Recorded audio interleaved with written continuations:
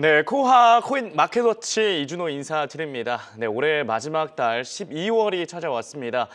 개인적으로 올해는 코마워 진행도 시작하게 되면서 시간이 더 빠르게 흘러간 느낌입니다. 이 신년에 세웠던 계획을 마무리 점검할 시기인데요. 암호화폐 시장도 다소 힘겨웠던 연말을 어떻게 마무리하게 될지 지켜보면서 이 다가올 새해 투자 전략도 세워보는 이번 달로 보내야겠습니다.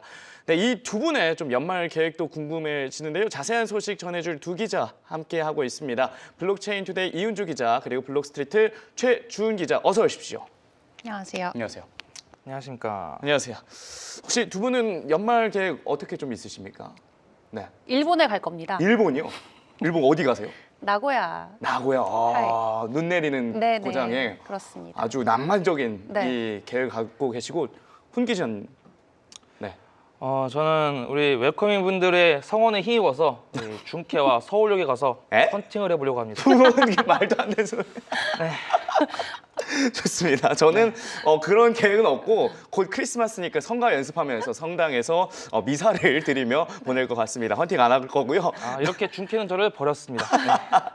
어쨌든 자 그럼 12월의 첫날 암호화폐 시장은 어떤지 전체적인 흐름을 살피며 시작하겠습니다. 뉴스메타의 키보드 차트를 통해 알아봅니다. 네, 먼저 시장 전체 흐름을 보여주는 키보드 토탈 라인 차트 확인해 보도록 하겠습니다. 단기 추세선인 주황색 RSI 라인 현재 하락하고 있습니다. 계속해서 끝없는 하락 보여주고 있고요. 장기 추세선인 초록색 시그널 라인도 따라서 하락을 하고 있습니다. 장단기적으로 모두 하락 시그널을 보여주고 있다는 점 참고하시고요. 그리고 비트코인 도미넌스 확인해 보도록 하겠습니다. 비트코인의 시가 총액 점유율을 뜻하는 비트코인 도미넌스인데 58.66%입니다. 금요일 방송 시 58.63%였는데 비슷합니다. 그래서 비트코인의 점유율이 아직까지도 높다 이렇게 분석이 되고요.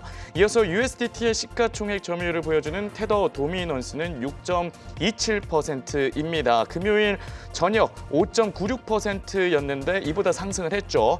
6%가 넘었습니다. 좀 이따 훈 기자가 분석을 또 해주겠지만 테더 도미넌스가 6%대 넘어서면 조금 위험할 수도 있다 아니면 기회일 수 있다. 이거를 좀 이따 분석해 드릴 테니까 좀 이따 참고해 주시고요. 네, 다음으로 중장기적 관점으로 암호화폐 시장에 점수를 주는 키포인트 스코어는 마이너스 12.59%입니다. 금요일 방송 시보다 하락했습니다. 중장기적으로 횡보할 것이다라는 전망을 나타내고 있습니다. 반면 단기적 관점의 라이브 키포인트 스코어는 0.01%네요. 네, 금요일 저녁보다는 상승했지만 또 단기적 관점으로도 횡보할 것이다. 이렇게 분석을 하고 있습니다. 네, 이렇게 해서 뉴스메타의 키보드 차트를 통해서 암호화폐 시장의 전체적인 흐름을 살펴봤습니다. 뉴스메타 차트가 좀 궁금하신 분들은 영상 아래 더보기란에서 사이트로 접속하실 수 있습니다. 네, 그리고 차트 내용은 매매 시 참고용으로 활용하시고 투자는 신중하게 결정하시기 바랍니다. 네, 본격적으로 주요 코인 소식 알아보도록 하겠습니다. 먼저 비트코인 알아봐야겠죠. 주 기자. 주말에 급락을 하면서 지난주 중반까지의 상승분을 거의 다 좀 반납한 비트코인입니다. 그리고 오늘 같은 경우에도 계속해서 알림이 뜨더라고요. 비트코인 8만 얼마대 붕괴됐다. 왜 이렇게 좀 하락한 이유가 무엇입니까? 네, 사실 딱 주말까지는 그래도 가격을 잘 유지를 해주다가 네. 9만 달러 이상에서 유지를 해주다가 오늘 국내 시간 오전 아침 기준으로 또 이렇게 비트코인의 가격 하락폭이 굉장히 가팔라졌습니다. 네. 지금 다시 한번 8만 6천 달러까지 내려가면서 이제 9만 달러에서 12월이고 연말이니까 10만 달러 재탈환할 것이다라고 그러니까요. 지난주 방송 마무리했는데 네. 월요일이 됐는데 다시 8만 6천 달러에서 또 네. 여러분께 시장 브리핑을 전해드려야 돼서 저도 좀 마음이 착잡하기도 합니다. 사실 명확한 이유들은 있었습니다. 그래서 그런 시그널들이 어떤 쪽에서 포착이 되어 왔는지 조금 네. 시장 분석 전해드리도록 할 텐데 사실 비트코인 같은 경우는 굉장히 민감한 친구예요. 예민해요. 그렇죠. 약간 비쪽이 금쪽이처럼 요즘 들어서 좀 예민해졌군요. 네, 너무 많이 예민해졌는데 사실 이런 시그널로 이 정도까지 가격 하락이 나올 필요가 있을까라는 생각이 들 정도로 네. 이렇게까지 움직이지 않아도 되지만 굉장히 큰 폭의 변동성을 계속해서 보이고 있습니다. 일단 주말 사이에 있었던 우리가 좀 글로벌 또 거시적으로 지켜봐야 됐던 데이터들이 어떤 것들이 네. 있었는지 설명을 드리도록 할 텐데 일단 지난주 목금이 이제 땡스기빙 그리고 블랙 프라이데이로 미국 증시가 휴장에 들어갔죠. 또 네. 조기 폐장을 진행하 등장하기도 했는데 일단 이 블랙 프라이데이는 뭐 해외에 사신 분들은 잘 아시겠지만 이 나의 소비가 어느 정도가 되는지 또 그거에 따라서 미국 사회 안에서의 경제 여력을 우리가 또 파악을 해볼 수 있는 그쵸. 중요한 시기잖아요. 네. 특히 지금처럼 금리 인하를 할지 말지를 앞두고 사람들이 얼마나 많이 사주고 돈을 썼는지가 지금 시장에서 굉장히 중요합니다. 그쵸. 근데 블랙 프라이데이 때 다행히도 미국 전역에서 결론적으로 매출이 증가했대요. 소매 판매가 4% 정도 올랐는데 이게 네. 온라인과 오프라인을 모두 포함한 수치라고 하고요. 네. 다만 이게 증가가 된 게 인플레이션이 올라서 오른 건지 사람들이 더 네. 많이 긁어서 오른 건지 아직 그 구체적인 데이터는 안 나왔습니다. 네. 계속해서 조금씩 추가적으로 데이터가 공개될 예정이고 이 개별 소매업체 실적은 이제 내년 초에 우리가 확인을 해볼 수가 있겠는데요. 네. 일단 온라인 같은 경우는 매출이 10%가 증가했고 오프라인 같은 경우도 1.7% 증가를 했습니다. 다만 이 온라인만 놓고 봤을 때는 작년 대비해서 증가폭이 약간은 둔화된 모습은 포착이 됐지만 그럼에도 불구하고 어쨌든 이 인플레이션에 대한 우려감으로 혹시 소비가 위축되면 어쩌지? 그럼 이제 경기 둔화, 경기 위축으로 가면서 사실 시장이 더 큰 충격을 받을 수도 있었거든요. 다만 그럼에도 불구하고 뭐 인플레이션 때문일지 뭐 때문인지 모르지만 일단은 소매 판매가 많이 올라왔다라는 지표로 시장이 긍정적으로 좀 받아들이는 모습들이 있었습니다. 미국 경제의 소비가 거의 70% 그렇죠. 차지하니까 네, 이게 맞습니다. 좀 중요한데 네. 근데 만약에 이게 인플레 때문에 그렇다고 하면 그렇죠. 좀 그러면은 수익이 또 꺾일 수도 있겠네요. 네, 맞습니다. 조금 그리고 구체적으로 소매 업체들이 이번에 어떤 것들을 많이 팔았는지에 대한 데이터는 지금 나와 있는데 네. 막 고가형 제품들, 뭐 럭셔리 굿즈 이런 게 아니라 뭐 10달러짜리 담요, 좀 싼 것들 5달러짜리 바비 인형 이런 저가형 제품들이 있죠. 달러트리나 이런 데서 볼 수 있는 그렇죠. 타겟이나 이제 이런 쪽에 이제 매출이 그럼 잘 나오는 네. 거가 되겠죠. 그러니까 우리로 치면은 다이소 가서 시원하게 긁은 거예요. 저도 여러 개. 다이소 한 번 들어가면 30분 동안 저도 못 나오거든요. 정신이 팔려가지고 약간 그런 느낌으로 약간 우리만의 좀 플렉스의 좀 그런 느낌으로 소매 판매가 늘어났다라고 네. 데이터를 일단 봐야 됩니다. 어쨌든 이 데이터만 놓고 봤을 때는 미국 경제 괜찮다. 겉표면상 나쁘지 아직은. 않다라는 것을 보여주기 때문에 네. 일단은 지켜봐야 될 것 같지만 연말까지 이런 소비가 지속될 수 있는지를 지켜보는 게 가장 중요할 것 같고 네. 그렇기 때문에 후반부에도 정리를 드리겠지만 이번 주에 발표되는 이런 뭐 PCE 지표라던가 또 다양한 고용 지표들 참고를 해보시는 게 굉장히 중요할 것 같습니다. 네. 그래서 미국 쪽의 데이터 지금까지 나쁘진 않다. 연준 스탠스 이제 기준금리 인하로 점점 더 기울여져 있고 네. 블랙 프라이데이 때 다행히도 사람들이 소비를 잘 해줬는데 그렇다면 뭐가 문제냐를 놓고 봤을 때 그쵸. 그 정답은 생각보다 가까운 곳에 있었습니다. 어디 있죠? 등잔밑이 어둡다라는 네. 표현이 맞을 정도로 첫 번째로 일단 중국 쪽의 사례를 설명을 드려야 될 것 같아요. 네.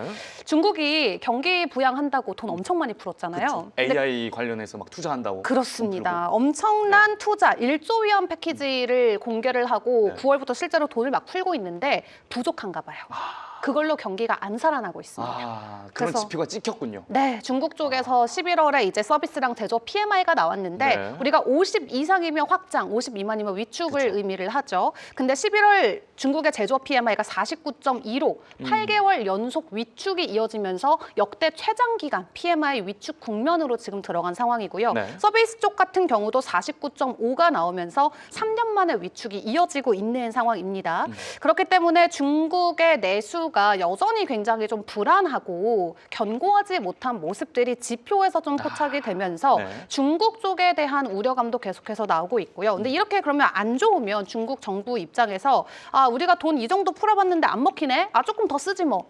해주면 이게 또 긍정의 신호가 될 수 그쵸. 있는데 중국의 정책 스탠스는 우리 추가 부양책 급하지 않다. 그래요? 이 정도 감내할 수 있다. 그렇기 때문에 서두르지 않겠다라는 입장이 조금 더 강하게 나오고 있습니다. 네. 그래서 이미 1조 위안 패키지가 지방채라던가 이런 정책 은행들에 다 투입이 된 상황이기 때문에 앞으로 제조업이나 기술 쪽의 산업을 최우선으로 유지하되 추가적으로 대규모 부양에 대한 가능성은 현재 시점에서는 조금 낮은 상황이라 그냥 경기 둔화로만 이어지는 그리고 미국과의 관계는 조금 좋아지긴 했지만 네. 또 그 옆나라 일본과의 또 새로운 어떤 엄청 무역 사이가 안 좋아하죠. 네, 좀 전쟁이 시작이 되다 보니까 또 중국 중국 안에서의 어떤 내수라던가 수출, 특히 이런 부분들에 대한 데이터가 더 젖어줄 수 있다라는 우려감이 나오고 있습니다. 네. 그리고 오늘 국내 시간 오전 기준으로 이렇게 또 급격한 하락이 나왔던 가장 큰 이유는 그 옆에 있는 나라인 일본의 상황을 볼 수밖에 없습니다. 금리를 인상할 수 있다 뭐 이런 이야기가 오고 왔잖아요. 근데 사실 일본 금리 12월에도 인상한다는 말은 이미 올해 초 중순부터 있었던 말이에요.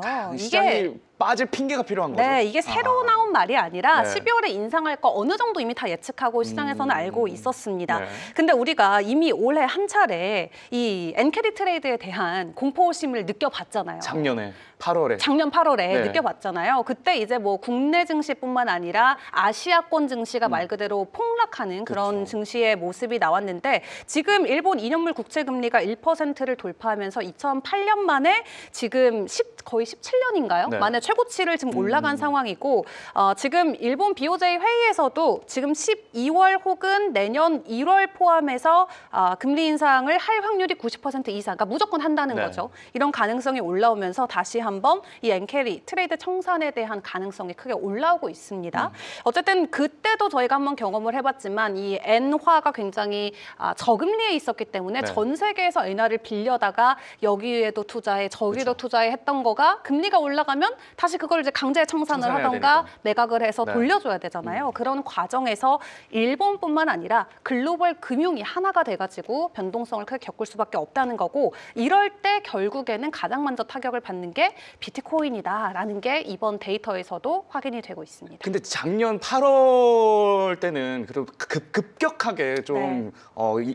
인상에 대한 발언을 시사를 했기 때문에 이게 시장이 혼동이 왔었던 건데 네. 지금 같은 경우는 예견된 상황이 있기 그쵸. 때문에 왜 이 정도까지 반응을 하는지 조금 이해가 안 가긴 하거든요. 그렇죠. 근데 네. 지금 어쨌든 인상을 할 수밖에 없는 금리 상황이 5년물, 2년물, 10년물이 지금 다 완전 강세로 가고 있어서 네. 사실상 확정돼 있는 데이터다라고 시장이 풀이를 하고 있는 것 같고 네. 그 당시만 하더라도 비트코인 같은 경우도 변동성은 있지만 그래도 빠르게 회복을 해줬던 게 이 트럼프 당선에 대한 기대감이 너무 컸거든요. 그러니까 네. 확실한 모멘텀이 있는 상황에서의 악재와 지금 비트코인은 아무런 호재가 호재가 없는 없으니까. 상황에서 악재만 자꾸 쏟아지니까 아. 오히려 가격이 좀 더 크게 반응하고 있지 않나라고 생각을 해봐야 될 것 같습니다. 네. 근데 이런 미국과 중국과 일본의 경제 상황 때문에 비트코인이 이 정도로 흔들린다라는 것만 놓고 보면은 네. 사실상 좀 투자의 매력도가 좀 떨어지는 것처럼 보일 수밖에 없습니다. 네. 이렇게 민감하고 예민한 빗줄기를 우리가 어떻게 어르고 달래서 계속 투자를 가겠느냐라는 네. 생각을 해볼 수밖에 없을 것 같은데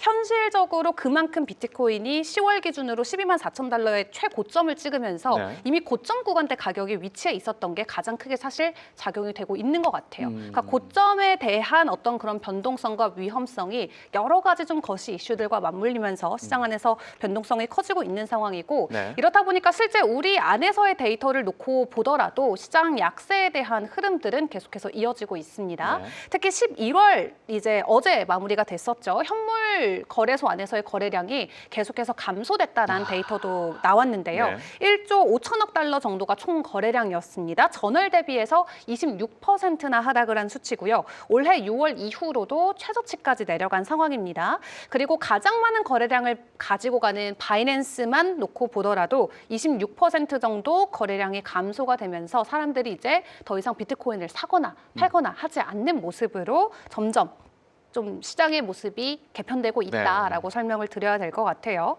자, 그런 가운데 또 한 리서치 센터에서 나온 데이터를 놓고 보면은 네. 비트코인이 이미 고점 대비 30%의 조정을 받고 계속해서 좀 추가적인 조정에 대한 가능성에 놓여 있는 상황인데 기관들이 그렇기 때문에 비트코인보다는 좀 더 안전 성향이 강한 금에 더 관심을 가질 수밖에 없다라는 보고서도 나왔습니다. 글로벌 매크로 분석가인 로버트 코너스가 이에 대한 입장을 함께 공유를 해줬는데요. 비트코인은 아직도 기관들이 채택을 할 준비가 되어 있지 않다라고 이야기하면서 네. 금 같은 경우는 사실 계속 시스템권 안에 있어서 뭐 금으로 원유 결제도 할 수 있고 아니면 뭐 브릭스 국가들 같은 경우는 금 매입을 지금도 공격적으로 늘리고 있잖아요. 근데 이런 사례가 비트코인은 없기 때문에 너 금 살래 비트코인 살려면 결국 기관은 금 금을 살게 할게요라고 말을 할 수밖에 없는 상황이라는 거죠. 네. 그래서 만약에 비트코인이 이렇게 뭐 국제 결제 인프라가 되어 준다던가 네. 아니면 중앙은행의 공식 보유 체계를 좀 갖게 된다면 입장이 바뀔 수는 있지만 이렇게 변동성이 있는 거시 상황에서 결국 기관들은 안전한 자산을 선택할 수밖에 없어서 추가적인 외면의 상황에 놓일 수 있다라는 게 지금 기관 채택의 속도가 더딘 이유로 떠오르고 있고요. 금이 그리고 지금 4,200달러 이상을 지금 네. 뚫었어요. 또. 그러니까요. 점점 또 매수세가 붙고 있는데. 네.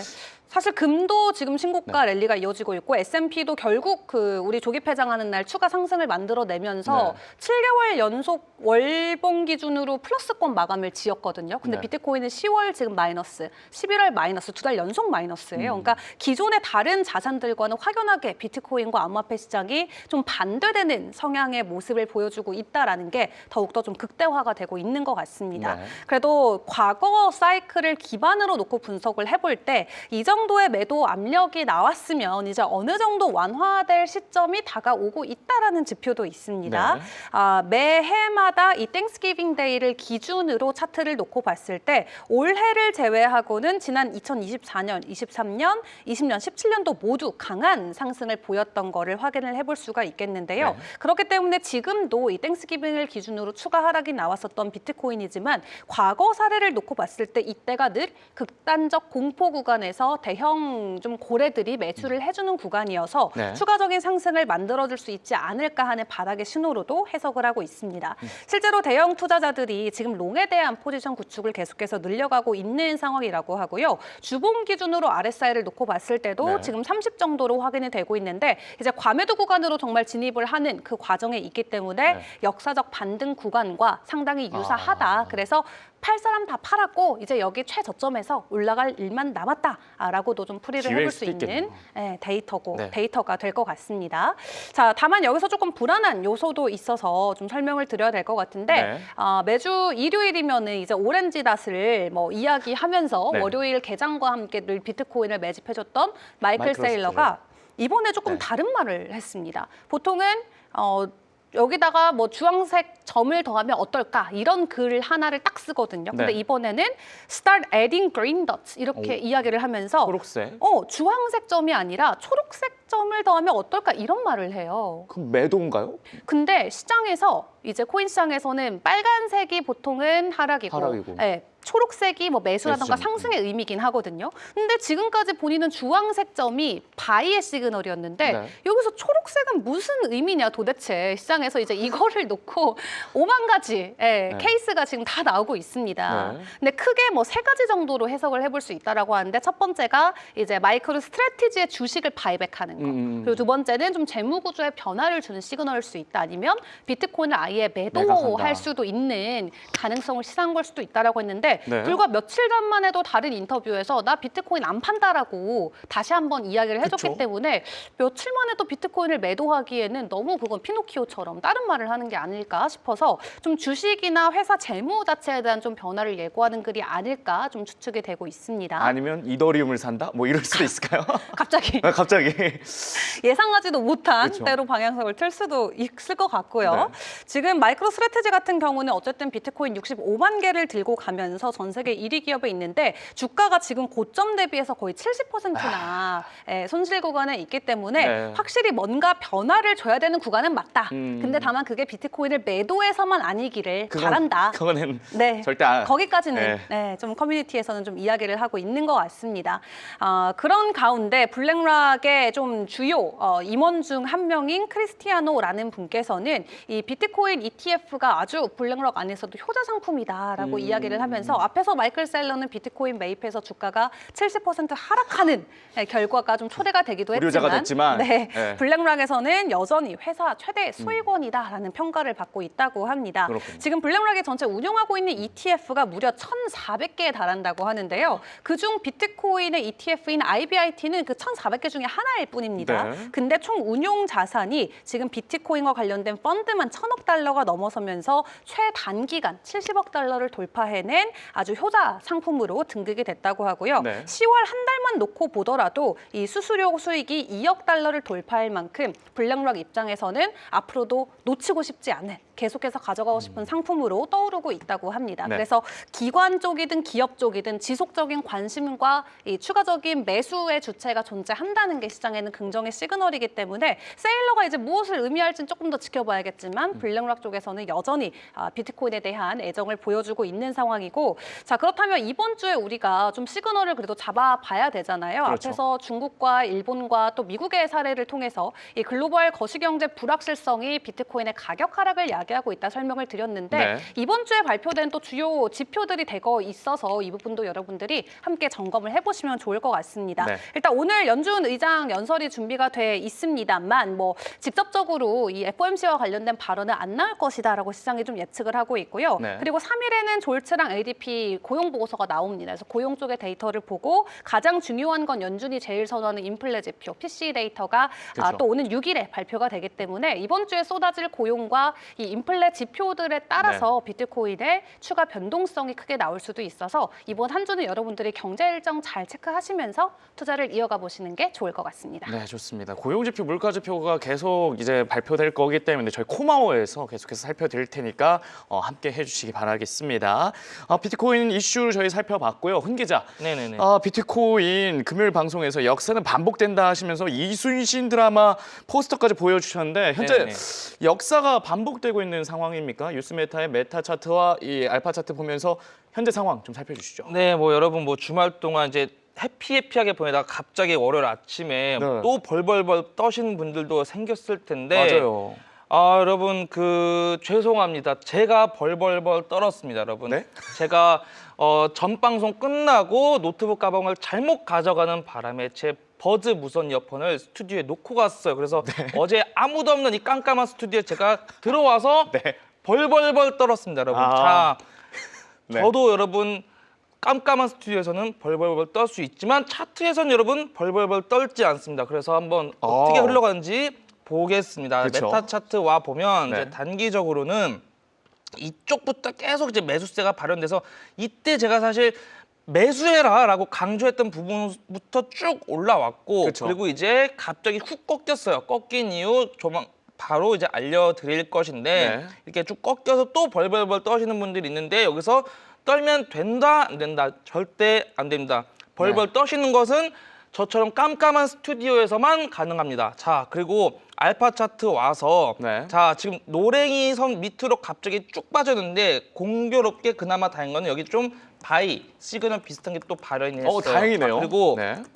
지금 이 움직임 또한 저번에 이제 10월 달에 제가 이 도란 핑핑하면서 인위적이다라고 말씀드렸던 그 구간 있잖아요. 네. 거기랑 지금 약간 좀 유사한 그런 패턴이 좀 보여지고 있어요. 자, 그래서 과연 이 구간에서 떨어져 나가야 될 것인지 아니면 꽁꽁 붙들고 한강 위를 걸어 다니듯이 꽁꽁 버텨야 될지는 이제 제가 네. 꼭 말씀드릴게요. 버텨야 될 자, 구간인지. 네. 키보스코어에서도 제가 항상 말씀드렸다시피 예측치가 현재 값을 너무 껑충 뛰게 되면 네. 관성의 법칙에서 이 간격이 다시 좀 좁아지게 된다 해서 좁아졌는데 여전히 지금 예측치가 현재 가격보다 위를 상회하고 있고요. 다행이네요. 네. 네. 자, 그리고 중요한 것은 여러분 자 바로 이 테더 도미너스입니다. 자, 숙명 나왔네요. 제가 네.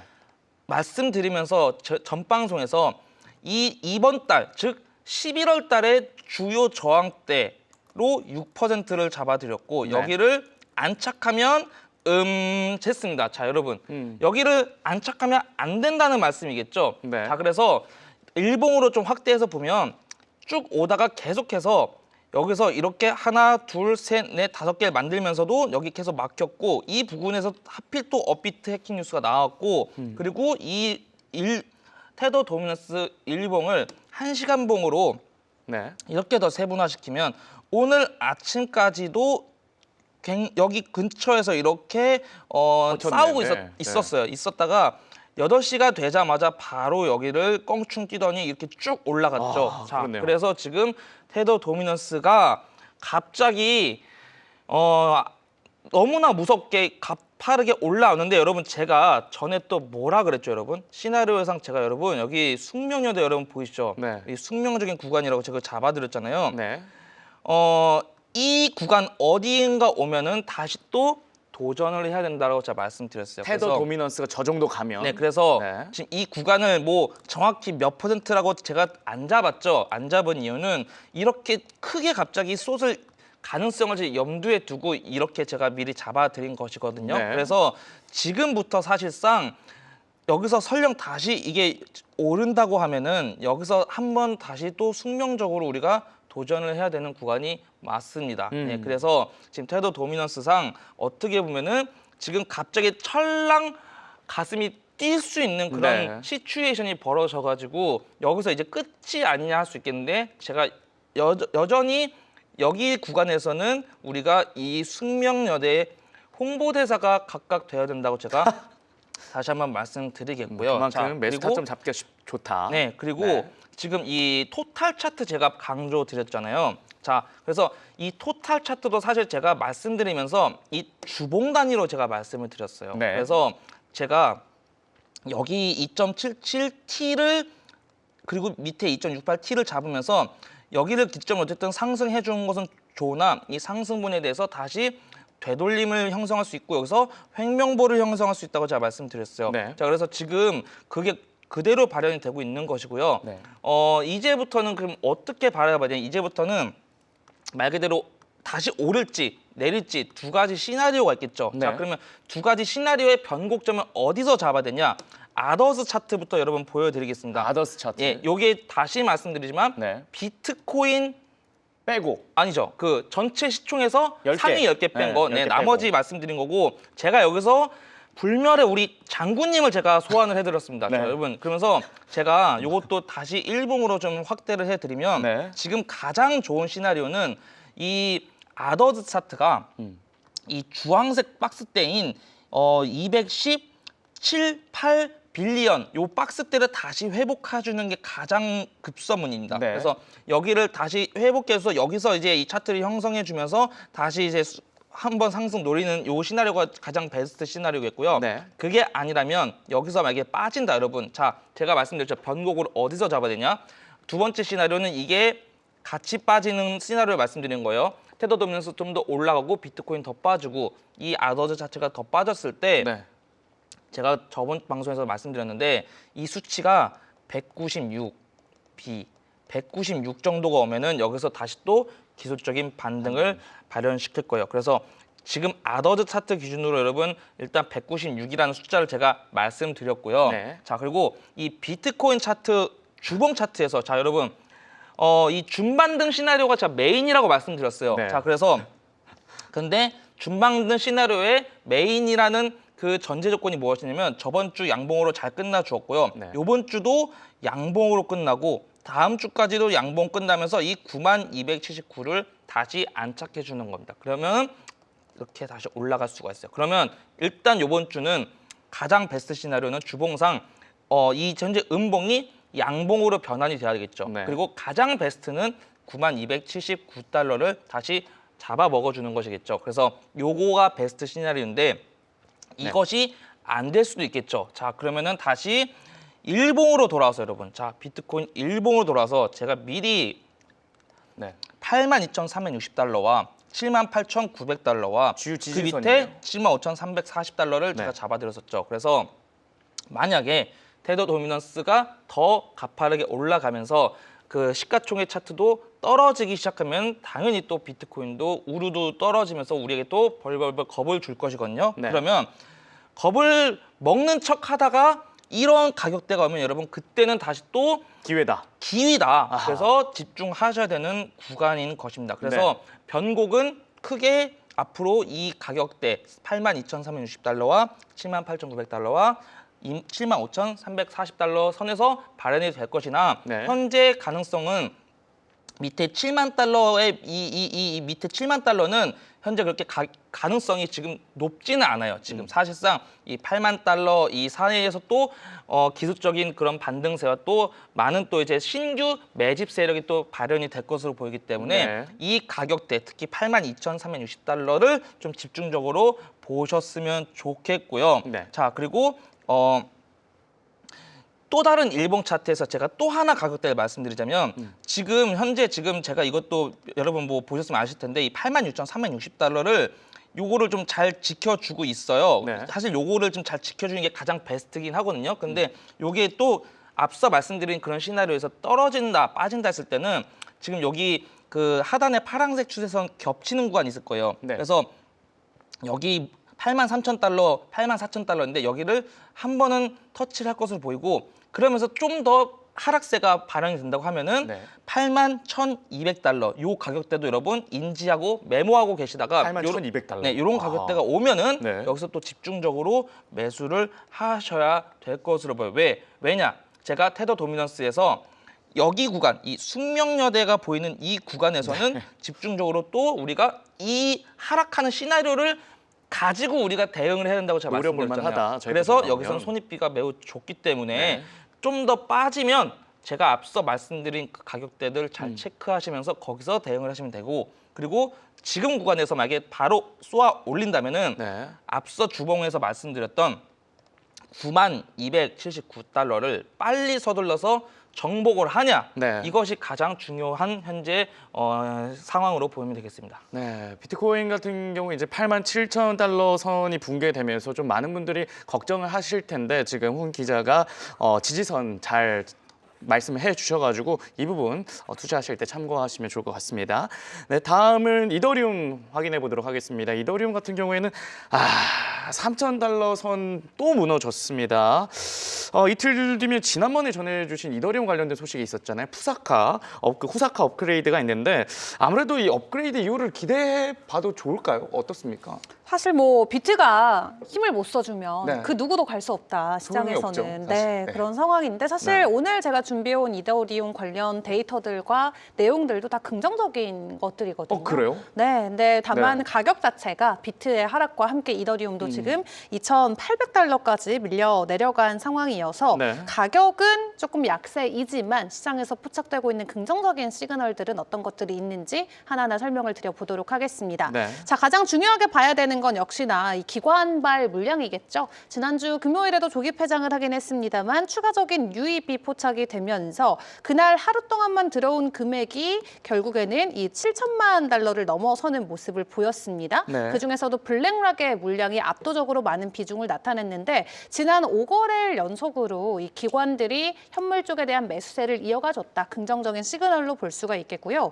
또 무엇보다도 이더리움의 오리지널 고래 움직임. 그러니까 네. 완전 초창기 ICO 시절 때 이더리움을 매수했던 고래가 최근에도 도망갔었잖아요. 도망간데 한두 마리가 아니죠. 여기 주체가 여러 마리가 있죠? 너무 많기 네. 때문에 이제 그 중에 도망가는 고래도 있지만 또 한 고래가 대규모로 포지션을 열었다라는 데이터가 그래요? 포착이 됐습니다. 네. 이분 같은 경우는 비트스탬프라는 거래소에서 18,000개 정도 되는 이더리움에 대한 매수를 열었는데 네. 우리 돈으로 약 5,400억 정도 추가 입금을 했다고 합니다. 네. 지난 2017년 ICO 이후 초기 시장에서 평단가 500달러대 처음으로 이더리움을 매수했다가 지금 가격대에서 또 추가적인 매수를 이어가주는 모습이고요. 네. 어쨌든 이렇게 오래된 고래가 추가적인 매수를 보여준다라는 건 그만큼 지금 가격대가 메리트가 있다라는 게 되겠죠. 저점이 아닐까. 그렇습니다. 네. 사실 저 같은 경우는 그래서 고래가 될 수 없는데 저는 초기에 만약에 제가 뭔가를 담아요. 네. 그럼 수익률이 뭐 500%까지 가.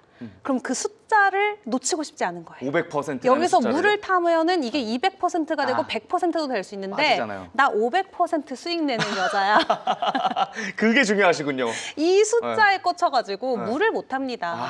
이제 그런 식으로 제가 네. 이제 물량 늘리기에 실패한 종목들이 꽤 있는데 네, 네. 이 오지 같은 경우는 500달러의 이더리움을 샀음에도 불구하고 지금 가격대 3,000달러에서 또 네. 추가적인 매집을 과감히 해주는 모습을 보여줄 정도로 지금 구간대 추가적인 메리트가 있다라는 거를 충분히 좀 인지를 하고 움직인 걸로 풀이를 해볼 수가 수익률이 중요한 게 있겠고요. 아니라 지금 개수를 막 늘릴 때다. 지혜로우신 분이네요.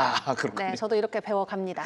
어쨌든 이런 오래된 고래 움직임 그리고 네. 기관 쪽에서의 현물 ETF 자금 유입 등으로 결론적으로는 투자 심리가 살아나고 있다. 있다라고 느껴볼 수가 있는데 네. 여기에 또 활용 정점은 바로 선물과 옵션 시장에서도 트레이더들의 심리가 긍정적이다라는 부분입니다. 그래요? 한동안 이제 청산 이후에 이제 사람들이 파생 쪽, 선물 쪽 많이 물량 안 넣고 그쵸. 그냥 현물에서 거래하던가 아니면 스테이블 코인으로 바꿔서 아무런 포지션도 취하지 않았던 기간이 꽤 있었는데 변동성이 너무 크다 보니까. 네, 그렇습니다. 최근에 선물 시장과 옵션 시장을 보면은 이 OI도 계속해서 증가가 되고 있고요. 옵션 시장에서도 콜 옵션이 풋보다 확실히 우세한 데이터가 포착이 되고 있습니다. 네. 여기서 이제 콜은 상승을 의미를 하고 풋은 하락을 의미를 하죠. 그쵸. 상승할 것이다라고 베팅하는 트레이더들이 65%로 확실히 장기 상승에 대한 베팅이 이어지고 있는 모습이고 네. 최근에 많이 거래됐었던 가격대를 보면은 6,000달러대. 6,000달러. 네, 지금이 3,000달러이기 때문에 네. 지금보다 뭐 100%는 더 갈 수 있다라는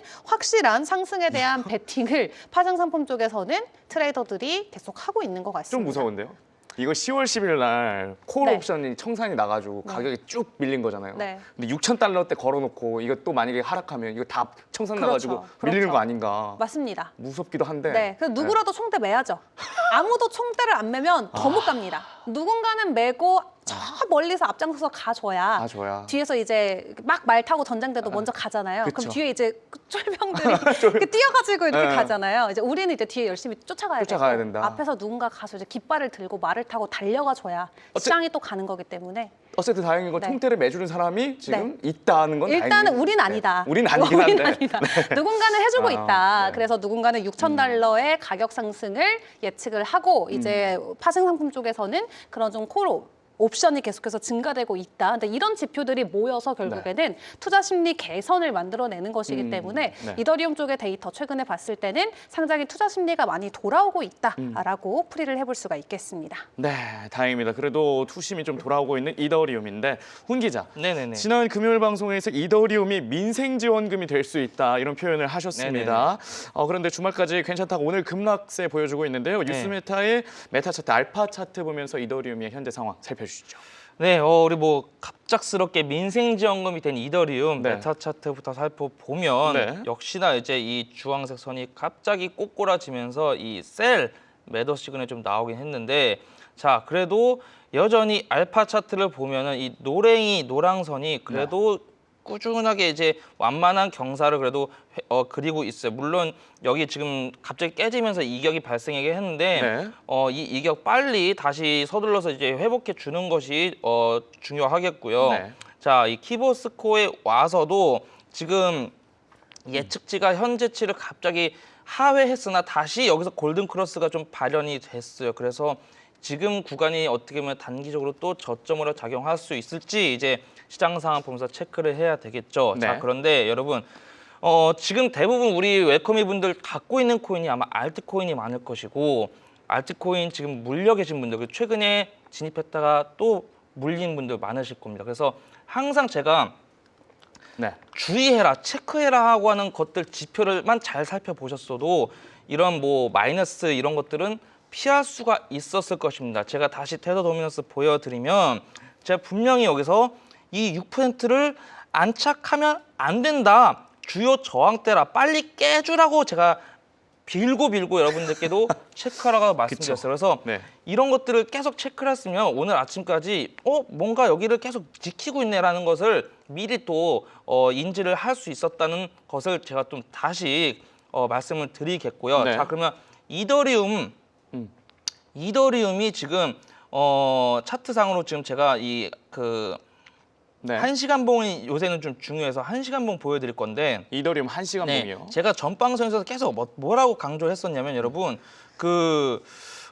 보시면은 갑자기 차트가 안 움직이지? 자, 네. 어쨌든 3,050달러 여기 선을 좀 빨리 지켜주는 것이 꽤 중요하다고 말씀드렸고요. 1차적으로. 그리고 3,050달러를 못 지키면은 2,950달러, 2,900달러를 여기를 지켜주는 것이 중요하다고 제가 말씀드렸어요. 그래서 이런 전제 조건이 다 깨졌을 땐 다시 2,700달러까지도 빠질 수 있다라고 제가 말씀을 드렸었는데 네. 지금 현재 이 파란색 선을 지금 다시 회복할랑 말랑 지금 여기서 또 역시나 여러분 한번 지지를 받았던 선이 밑으로 다시 캔들이 내려갈 경우에는 이게 반대로 이제 저항선으로 작용하겠죠. 그래서 빨리 지금 이 파란색 선 최소 2,850달러를 넘어주는 것이 중요하겠고요. 네. 여기서 또 다시 좀 이렇게 60분 봉단을 저항을 맞고 있는데 추가적으로 좀 더 빠질 수는 있겠다. 그러면은 이대로 끝날 것이냐? 자, 여러분 제가 이더리움 얘기하면서 여러분 항상 보여드리는 차트가 있어요. 바로 네.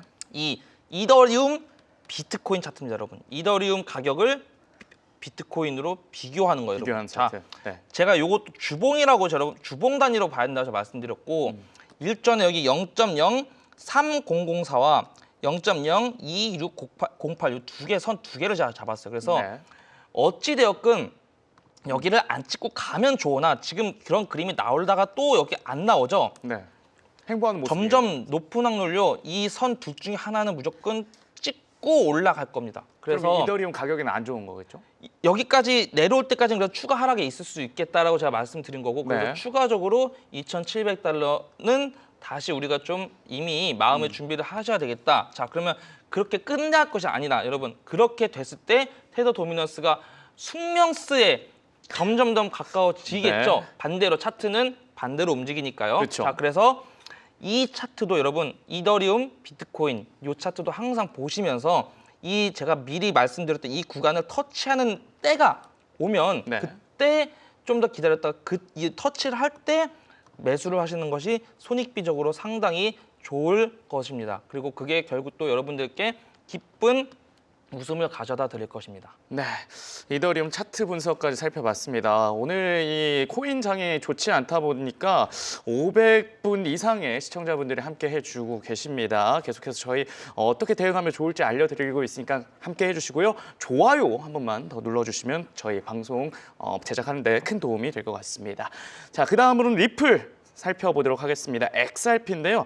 XRP 주 기자, 네. 역시 이 횡보세를 좀 보이다가 오늘 이 비트코인 이더리움과 함께 같이 하락을 하고 있습니다. 이게 거의 지금 업비트 상에서는 5% 이상 하락하고 있는데 XRP 파생 상품 시장에서 불균형이 찾아왔다. 이런 소식도 전해지기도 했습니다. 어떤 소식이죠? 네, 이더리움과는 사실 네. 정반대의 좀 지표가 될 수 있겠다 설명을 먼저 드릴 수 있을 것 같은데요. 네. 이더리움은 파생 쪽에서 좀 데이터가 긍정적이다라고 설명을 드렸는데 리플의 지금 파생 쪽 데이터를 보면은 투자 심리가 굉장히 망가져 있는 그런 데이터를 확인을 해볼 수가 있겠습니다. 그래요? 네. 네, 사실 11월 초에 17억 XRP였던 이 XRP의 OI가 네. 지금은 무려 60%나 붕괴된 상황입니다. 네. 한마디로 트레이더들이 시장에 관심이 없다, 시장을 떠났다 이렇게 생각을 해볼 수가 있겠고 네. 한번 시장을 좀 크게 털고 나갔다라고 글래스노드는 표현을 하더라고요. 그리고 여기에 골장 잡았다. 네, 그렇습니다. 아. 그리고 지금 여기에 자금 이 조정 비율 같은 경우도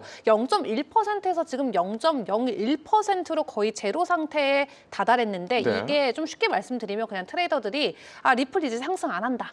라고 좀 예측을 하고 있는 립도소 지표예요. 계속한다. 그런 거예요? 그런 겁니다. 네, 뭐야? 트레이더들의 관점이 네. 지금 그렇습니다. 아, 그래요? 근데 여기서 또 오. 더 재밌는 건 네. 사실 우리가 지금 올해 이제 리플 가격을 자꾸 이야기하니까 뭐 2달러, 3달러 이야기하지만 굉장히 수년간 리플의 가격은 0.5달러였습니다. 그렇죠. 네. 그래서 지금 정확히 작년 이 시점 대비해서 리플이 무려 4배가 올라 있는 상황이거든요. 네. 그렇기 때문에 사실 4배나 1년 만에 오른 자산이라면 많은 분들이 수익권에 있어야 되는 게 정상적이잖아요, 네. 데이터적으로. 근데 지금 리플 같은 경우는 수익 상태인 비중이 58%까지 떨어졌습니다. 그러니까 절반은 손실권이고 절반만 이익권이라는 건데 그렇다면 1년 안에 누군가 새로운 사람들이 잔뜩 와서 리플을 위의 가격에서 사서 아직도 마이너스다라는 뜻이에요. 네. 그래서 단기적으로 투심도 안 좋고 파생 쪽의 지표도 안 좋고 그래서 연말까지 우리가 원하는 건 리플의 추가적인 당연히 상승이지만 네. 앞에서 확인했던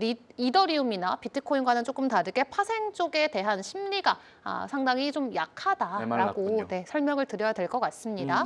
그래도 좀 기적적으로 우리가 긍정적인 부분을 바라볼 수 있는 건 이 아무래도 ETF 쪽이 아닐까 싶어요. 이 정도면 근데 희망회로인 것 같아요. ETF 지금 계속 좋다고 소식이 네. 나왔는데 가격에 반영이 안 안 되고 되니까 있죠. 좀 아쉬움이 크지만 그래도 네. 그래도 희망이 있다고요. 굳이 이 숫자를 체크를 네. 해보자면 그쵸. 지금 네 곳에서 자산 운용사에서 XRP 현물 ETF 신청하고 나서 이제 한 3주, 4주 정도 운영한 지가 됐죠. 네. 근데 성과가 정말 나쁘지는 않습니다. 춘 AUM으로 봤을 때 6억 달러를 넘어서면서 시장에서 예상했던 것보다 더 많이 들어오고 있고요. 우리나라 돈으로 치면 거의 뭐 한 8, 9천억 정도, 1조 정도 한 달 안에 많네요. 네. ETF로 들어온 것이기 때문에 결코 뭐 성과가 없다라고는 말할 수 없는 상황입니다. 네. 그리고 XRP의 전체 시총 대비해서도 0.5% 정도 규모가 무려 한 달 만에 현물 ETF 쪽으로 들어온 거고요. 네. 비트코인 같은 경우는 지금 2년 동안 ETF 진행하면서 블랙락이라는 거물까지 참전해서 지난 2년 동안 많이 쌓아서 전체 비트 시총의 10%가 ETF 물량이거든요. 네. 근데 이제 XRP 같은 경우는 한 달 운용해서 한 0.5% 규모다. 크게 나쁘지 않은 상황이라고 생각을 해볼 수가 있겠고 네. 또 여기에 리플 같은 경우는 되게 사업 잘한다 늘 말씀드렸잖아요. 가장 열일하는 코인 프로젝트 중에 하나인데 네. 최근에 아프리카 그리고 터키 지역으로도 계속해서 XRP 확장을 이어가고 있다고 합니다. 아프리카까지. 해당 국가들 같은 경우는 이제 본인들의 기축통화가 굉장히 힘이 없고 좀 가치가 없는 국가들이기 때문에 네. 이런 데서는 디지털 자산에 대한 확산과 또 사용 사례가 굉장히 폭발적으로 증가가 되거든요. 네. 그래서 리플 같은 경우는 본인들의 스테이블 코인을 또 보유하고 있는 회사이기 때문에 이 XRP를 기반으로 지속적인 확장을 뭐 동남아를 넘어서 유럽을 넘어서 아프리카, 터키 지역에까지도 확장이 되고 있는 상황이라고 합니다. 네. 덕분에 온체인 거래 규모도 일단은 지속적으로 증가가 되고 있는데 50% 정도가 증가됐는데 그중에 스테이블 코인 비중이 40%가 넘거든요. 네. 그러니까 XRP도 스테이블 코인이 굉장히 중요한 하나의 퓨얼 역할을 한다라고 생각을 해볼 수가 있겠습니다. 네. 그래서 뭐 기존의 테더나 스테이블 코인 중에 USDC와 같은 거래량과 견주었을 때 아직까지는 조금 미약한 부분이 있지만 네. 그럼에도 불구하고 이 스테이블 코인 사업과 함께 국가 확장을 지속적으로 하고 있는 리플이어서 우리가 조금 더 시간을 가지고 이 친구에게 조금 기회를 주면 어떨까 개인적으로 생각을 하고 있습니다. 좋습니다. 리플 부정적인 소식과 긍정적인 소식 두 개 다 모두 전달해 주셨는데요. 훈 기자, 네네네. 현재 리플 아슬아슬하게 이 2달러대를 걸치고 있습니다. 메타 차트, 알파 차트 보시면서 XRP의 현재 흐름 확인해 주시죠. 네, 여러분 그 리플 XRP 현재 메타 차트보다 네. 중요한 거 여러분 다시금 여러분들께 말씀을 드릴게요. 자, 항상 제가 말씀드린 게 어떤 거죠? 세상의 이치를 말씀드렸죠, 여러분. 일타강사. 남들 떠날 때 도전해야 되고 네. 박수 칠 때 떠나야 된다고. 자, 그리고 여러분 또 하나 말씀드릴게요, 여러분. 뭐가 있냐면 여러분, 자, 귀에 걸면 코걸이, 네? 코에 걸면 귀걸이. 반대 자, 아닌가요? 여러분, 네. 자, 이거 여러분 이것도 뭐예요, 여러분? 네. 아무것도 아니라는 거죠, 여러분. 아무것도 자, 아니라. 자, 여러분, 자, 일단 메타 차트 와서 자 보시면은 지금 뭐 리플이 XRP가 또 올랐다가 지금 아직 뭐 크게 특이사항 없는데도 제 네. 눈에는 없는데도 네. 이렇게 조금 빠졌다고 지금 벌벌벌 또 떠시는 분들 너무 지금 많이 또 시장의 커뮤니티에 너무 좀 많이 나오고 그쵸. 있는데요. 자, 네. 알파 차트 상을 보더라도 지금 이 간격이 갑작스럽게 넓어졌으나 제가 항상 말했듯이 특히나 이 알파 차트가 평행인 상태에서 이 간격이 넓어지면 이게 다시 금방 또 여러분 말아 올릴 수가 있거든요. 그런데 지금 사실 XRP 여러분 이렇게 지금 단기적으로 막 그래서 올라 안 올라 여러분 이것보다 여러분 중요한 것이 뭐야 항상 내가 진입을 했을 때 그 기점으로 수익이 나냐 안 나냐 이게 더 여러분 중요한 거 아닙니까? 그래서 중요하죠. 사실 지금 보면 네. 오늘은 이제 지금 차트부터 보여드릴 건데 제가 XRP 이거 방송하면서 여러분 제가 사실 여러분 여기서도 제가 잡아드렸고 또 여기서도 잡아드렸고 여기서도 잡아드렸고 여기서 잡아드렸고 여러분 여기 잡아줬고 여기 잡았거든요. 여러분 제가 잡은 데서 수익이 안 난 데가 있어요, 여러분. 자, 여러분 항상 저는 우리 코마우 웰컴분들을 위해서 어디서든 리플을 잡아도 XRP를 잡아도 수익을 볼 수 있게 항상 일단은 여러분들께 제공해 드려요. 자, 네. 그리고 지난 방송에서 뭐라고 말씀드렸냐면 네. 여기서부터 쭉 상승해 온 거에서 충분히 되돌림이 올 수가 있고 그리고 이 주황색 선 여기 2.21, 2.23 여기를 넘어 주어야 된다. 저항받을 수 있다라고 말씀드렸는데 지금 여기 정확히 여러분 이렇게 구간에서 맞고 좀 빠진 거 여러분 보이시죠? 그래서 항상 이런 제가 알려드리는 이런 타점 네. 저항이 발현할 수 있을 혹은 지지를 받을 수 있을 이런 타점에서는 항상 대응 혹은 도전을 하셔야 되는 것입니다. 그래서 네. 지금 현재 XRP 차트 다시 와서 보면 지금 파란색 선까지 이탈을 해버렸는데 제가 이미 잡아둔 이 회색 박스 때 2.02달러와 2.07달러 그래도 잘 밑골이 생기면서 지키고 있어요. 그래서 네. 가장 베스트 단기적인 시나리오는 이 박스대를 이탈하지 않으면서 다시 파란색 선 위에서 캔들이 형성이 나는 거. 그런데 여러분 만약에 네. 이 박스를 지금 이탈을 해버리면 여러분 제가 이제 그렇게 되면 다시 하나 또 다른 박스를 이제 연구해서 그릴 드릴 텐데 네. 또 다른 지지선. 물론 여기 이 밑에 1.89와 1.848달러 박스에서 또 캔들이 지지를 받겠죠. 그러나 여기 힘이 그렇게 세지가 않아요. 그렇기 때문에 그래서 사실 제가 이 차트 그때 그려두면서 네. 그 밑에도 이렇게 좀 하나 만들어 드린 거거든요. 그래서 여기 어디가 될지는 또 제가 밤을 새어가면서 우리 여러분들을 위해서 계산해 봐야 되겠지만 네. 이 선 밑에 제가 그어 놓은 이유는 다 이유가 있으니까 여러분 지금 가장 베스트는 2달러를 지켜내는 것이 가장 중요해요. 그래서 2달러를 이탈하게 되면 물론 일시적으로 1.89와 1.848을 지켜낼 수 있겠으나 네. 여기 힘이 그닥 세지가 않으니 그 밑에를 봐야 될 것이다. 그런데 가장 베스트 시나리오는 지금 여기를 지켜내면서 빨리 다시 2.21, 2.23을 도전해 나가는 것이 가장 중요한 시나리오입니다. 네. 이렇게 해서 리플 주요 지지선까지 살펴주셨습니다. 오늘도 쭈 기자, 훈 기자가 정성껏 준비한 소식 모두 전해드렸습니다. 코마어가 유익했다면 구독, 좋아요 눌러주시고 주변에 링크도 좀 공유해 주시면 어떨까요? 저희 코마어도 시청자 수 대폭발로 따뜻한 연말을 보내고 싶습니다. 저희는 내일 저녁 6시에 다시 찾아오겠습니다. 오늘도 시청해 주신 여러분 고맙습니다.